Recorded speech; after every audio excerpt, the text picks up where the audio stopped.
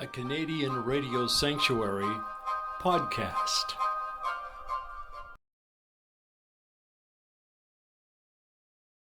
Around 1922, had purchased 40 acres on just off Camp Road, what 7 miles from here, and was all bush. And the 3 of us moved up there on the 3 or 5 of us all together, and we lived in a 8 by 12 shack. I believe the shack come from the hop yard when the hop yard was on, or some of the hop yard was on the Tramner farm. I believe that's where it come from. Anyway, my dad hauled it up there with team and horses, and that's where we lived. There was 5 of us in the shack, and then Dad built the house, and we moved in there just before Christmas in 1934, and I don't remember much about that. Just little things I remember. But anyway, my mother and Rena and myself went to Vancouver about a couple of days before Christmas, because my mother wanted to. There was nothing in the house. The house was just a shell, and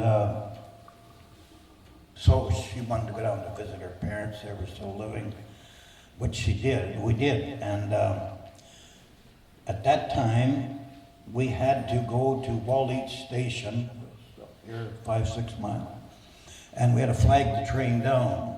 And the only trains that stopped at Walleach were the Kettle Valley trains. That was the only trains that stopped. We had to flag them, hold out a green and white flag. And anyway, we got on the train, went to Vancouver, and we're there for Christmas. And I think it was Boxing Day night. We came back, and there was a terrible storm here. Snow was flying, and the conductor said,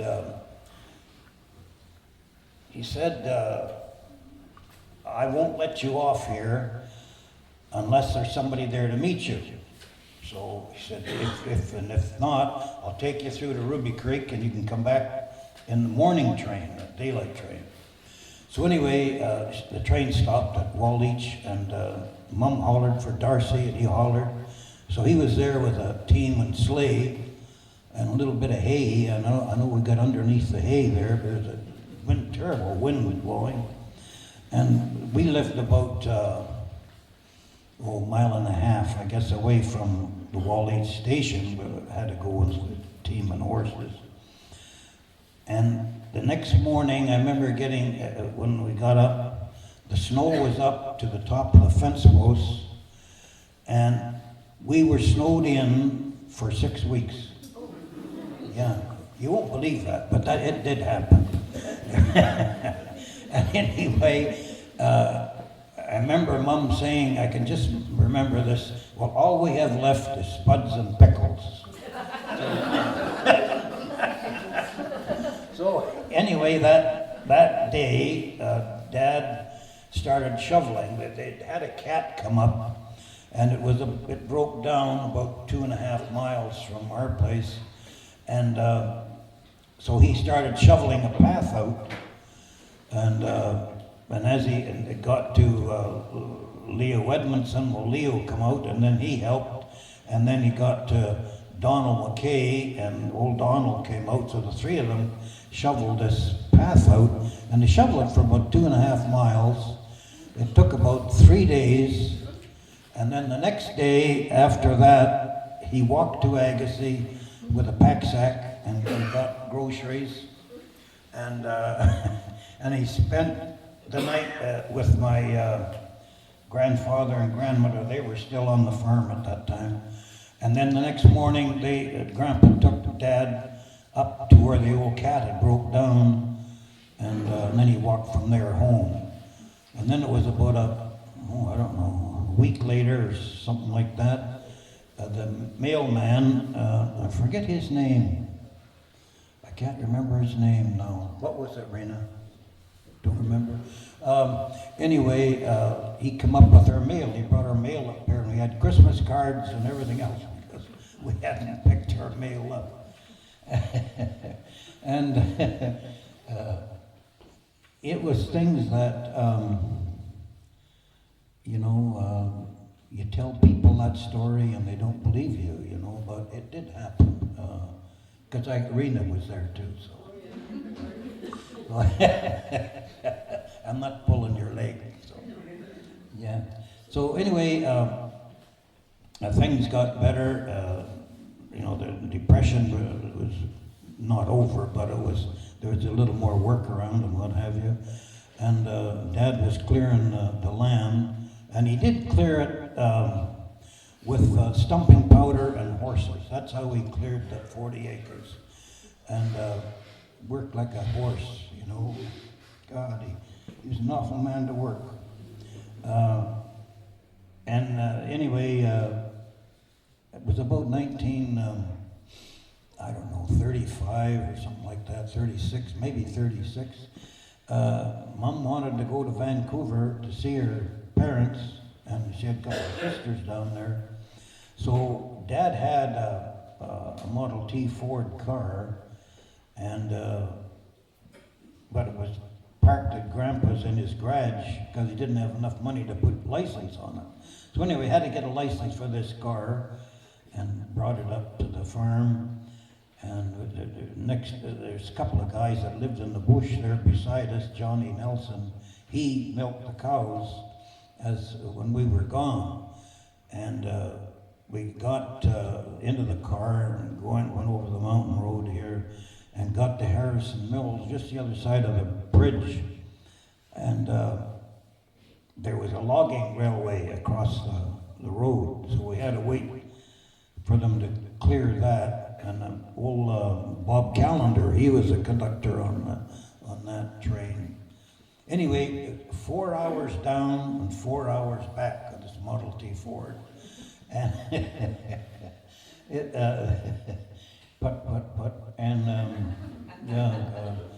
anyway, things did get a little better, but the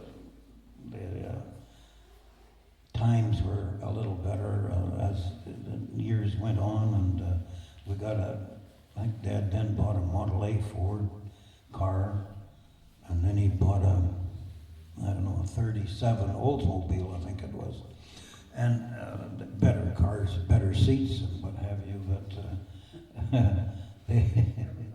yeah. And then he tried for 2 years to get a milker, and because we were milking about, I think it was around 18 head at that time, and that's a lot of cattle to milk morning and night, and all by hand. We didn't have a milking machine, and it was a lot of work, a lot of hard work. Anyway, so he decided to sell, and he sold the farm in 1945, and here we are today, and thank you very much for coming. No.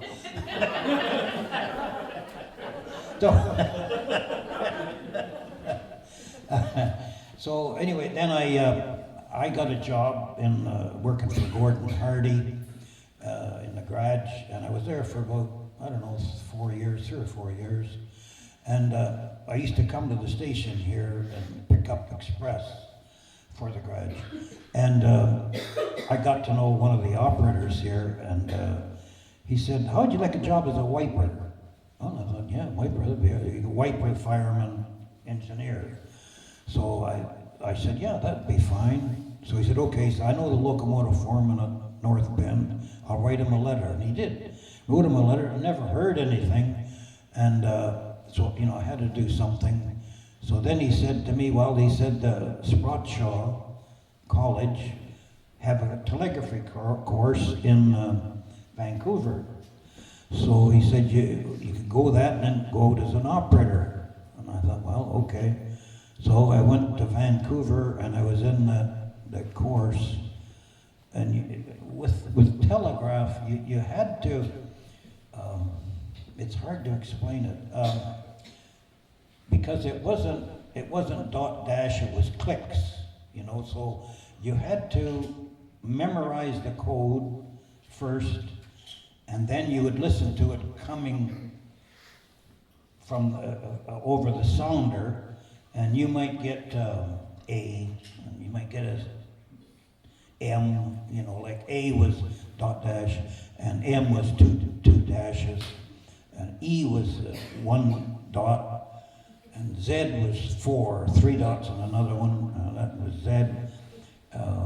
So you had to have this in your mind, and so anyway, I went to that school, and I was there for I don't know, 3 months or something like that, learning this telegraph. And the railways at that time, both CP and CN, they were preparing for the 40-hour week. Like at that time, we worked 6 days a week.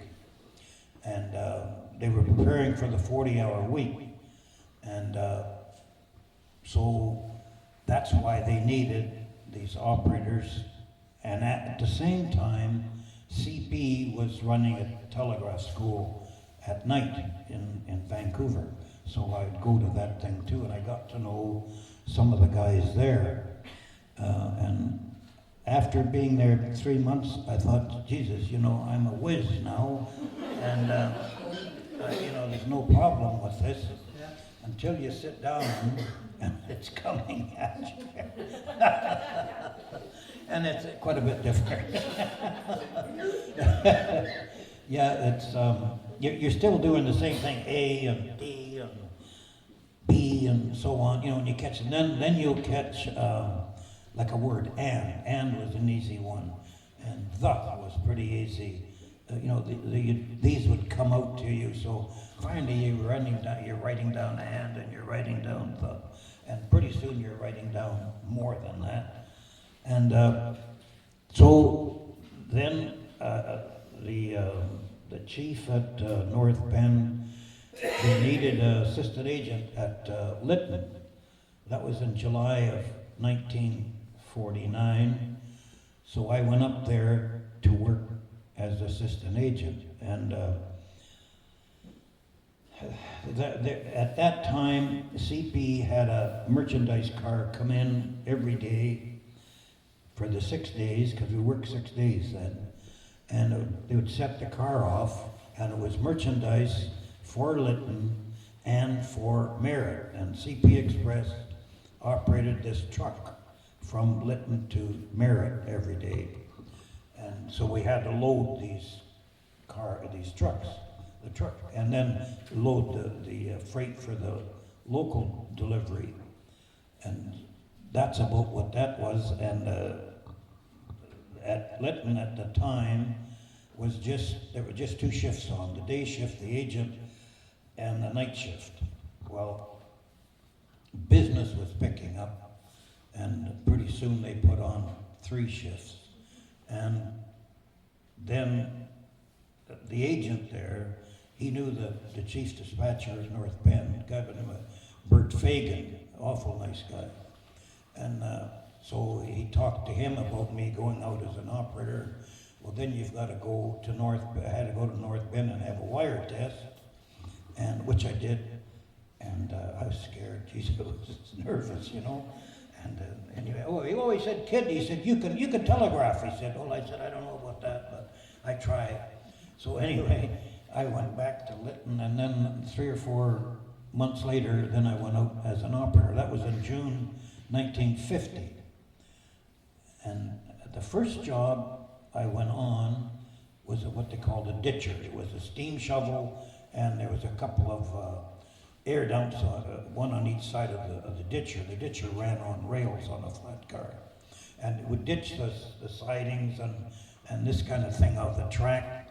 And at that time, you could just cast over or dump the gravel and rock anywhere. Now you can't certainly do it now, but that's what happened then.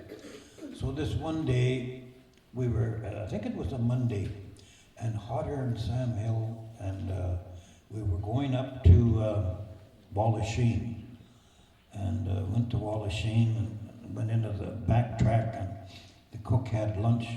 So I said to the conductor, I said, I'm going to go down to the station and see if he's got any orders for us. So I walked in the station, and the agent there was a man by the name of Bill Watkins. And I'd never met Bill. And it's hot, Jesus, sun was beating down. Wallachin's an awful place for heat. And I can still see this.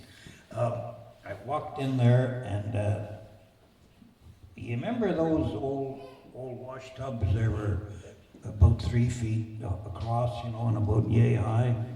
Well, he had one of them there, and he's sitting in his chair, and he's got this wash tub there, and he's got his shoes and socks off, and his pants are rolled up to his knee, and he's got about 6 inches of water in this tub, and he's got his feet sticking. It's the funniest thing I ever saw. Well, I guess it was kind of like, you know, a head of air conditioning, you know. Same type thing. He's a really nice guy. And he retired as agent at Hammond. But I'll never forget that. Anyway, then I think I got shoved off that job, and I went to Nacommon. They had an operator at Nacommon at that time, just at nights. You went to work at 6 p.m. and you worked till 2 a.m. and you were there to block the passenger trains because they had to keep them 20 minutes apart, and there was, at that time, there was no signals here, so it was all what they called dark territory. Anyway, I was there and for about a month, 7 days a week, and then damned if we didn't go on strike. So for the 40-hour week, that's what the strike was about. And anyway, they did get the 40-hour week after about, I don't know, 2 weeks or something. We were negotiating there. And anyway, they got the 40-hour week, but the company had 2 years to implement it. You got paid for the sixth day. I think it's straight time, I think. I can't remember that. But I know we worked 6 days and we got paid for the sixth day. And that's why they were training all these operators, because at every station where you had 3 operators, well, it took another one, you know, because of the days off and a little bit more. But so that's why they needed all the operators. And as long as they had operators, they were always looking for operators. You know, it didn't matter what. Anyway, I don't know where I worked. I worked after Nacommon, or after that strike. I don't know. I think I was on a steel gang for a while, and then I worked at Mission, temporary, and worked at Vancouver, VD Vancouver, and then I went to North Bend, working nights at North Bend as an operator, and I'd never worked there before, you know, the terminal, and pretty busy, and lots of telegraph, and anyway, this operator that I relieved, he was showing me what this was, what that was, and something else. And he said, here, he said, there's these 4 holes here. You put a plug in there, and that rings in the assistant superintendent, chief dispatcher, roadmaster, and locomotive foreman. They had phones because BC Tel at that time, there was only one phone, a bay phone, in the Pig's Ear, which was a cafe. We called it the Pig's Ear. And now they call the Pig's Ear the beer parlor at Boston Park.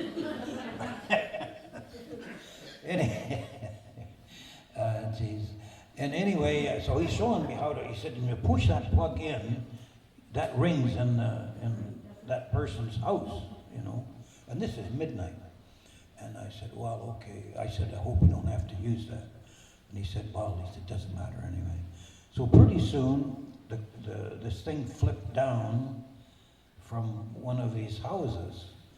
So I answered it and Health Aids was his name. And he said, did you ring? And he was a great big guy. And I said, I said it was a mistake, Mr. Aids. I said the other operator was showing me how to work the phone, and I said, sorry it rang, in your house. Well, he said, okay. He said, I'll be talking to the chief dispatcher in the morning. And he said, you'd like to be fired. You can't do it. What are you going to do? So anyway, I did see the chief dispatcher in the morning. He didn't say anything. He was a real good guy, that fellow. He left us far too early. Yeah. But a lot of things, a lot of funny things happened, And then I stayed there in North Bend. As a matter of fact, I went there in 1950, 51, 50 or 51, and I left there in 62 when I got bumped out of there. And that's another story. But it was a seniority thing and what have you. And I didn't have enough of it. That was but anyway, then I bid in a relief dispatcher's job at North Bend. And eventually I got set up as a permanent dispatcher in 1955. And I was there until 62, and I got bumped in 62, and I had to then, there was 4 of us got bumped, and I was the senior one of the 4 that were bumped. So I had a bump first, and that bump was Third Trick Brookmere. And I'm, it's the only place I've ever had the experience of a clear sky and it was snowing. I don't know how that happened, but it was. So I was there for, I don't know, over the winter. And then in addition to that, I was relieving dispatchers in Vancouver, and we had moved to Agassiz from North Bend. And then the station here became vacant, so we moved in here, and we were living in the station here. But I wasn't here that much. Was relieving dispatchers in Vancouver, and then I claimed an 8-week vacancy in Revelstoke, and I'd never worked in Revelstoke before. But anyway, I went up there, and that caused a big storm, seniority-wise. But you can't believe what some of these things happened. Bloody seniority and people. And I was senior, so it shouldn't have been a problem, but it was. Anyway, I went up there on an 8-week vacancy in 63, and then the vacancy was over, and I come back here, and I was here until 64, I think. And then I got set up in Revelstoke, and we all had to move to Revelstoke. And I liked Revelstoke. It was a good place to work, and it was really good employees, good to work with. Some of these guys, weren't the easiest to work with, but they were good in Revelstoke. A lot of things happened up there, I don't know if it happened like that today. I don't know what would happen. Because you did a lot of things that weren't maybe according to what the rule book says you're supposed to do. But thank God there's no records of that.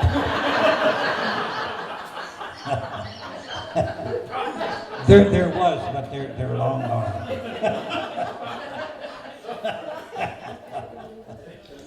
And I was there in Revelstoke until 68, in the fall of 68. Oh, and I should say that 3 of our oldest 3 kids were born in Chilliwack, and then when we went to Revelstoke, Lori come along, and so that was at last. She was born in Revelstoke. So, and then after I was there till 68, fall of 68, and I was offered, I was working mostly nights and afternoons, and I was relieving the chief dispatchers, and so I would be set up as a night chief, and that's nights, so I was looking at nights for God knows how long. And I was offered the resident representative's job in Mica Creek, and that was a day job. So I took that, and we lived in a 12 by 50 trailer, wasn't it? Yeah, but there was a bedroom built onto the outside of it. So we were there for 3 years, yeah. And then I got transferred to Vancouver in diesel utilization, and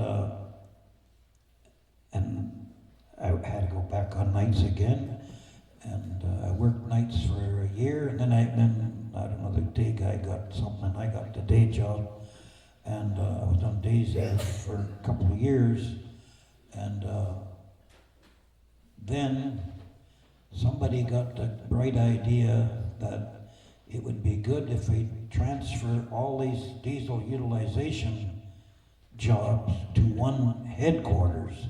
And there was one in Vancouver, one in Winnipeg, one in Toronto, and one in Montreal. So somebody got the bright idea that Montreal would be the place to go. So away we went to Montreal, and we were there for 5 years? 5 years, and then I got transferred back to Vancouver, and I was there for, 7, 8 years. Then I got transferred to Calgary, and I was there for 5 years. Then I got transferred back to Vancouver, and that was in 1987, and I retired in 1988. I started with CP Rail on July the 25th, 1949, and I retired August the 1st, 1988, so a long time. They were a really good company. They were good to me. I don't know what they're like now, but at that time, and there was good people, really nice people to work with and to deal with. And you knew, it's kind of funny, you knew Bill and John and Harry and whatever. You might never met them, but you felt as though you knew them. You knew about their families and so on. Yeah, it was, and there was a lot of people.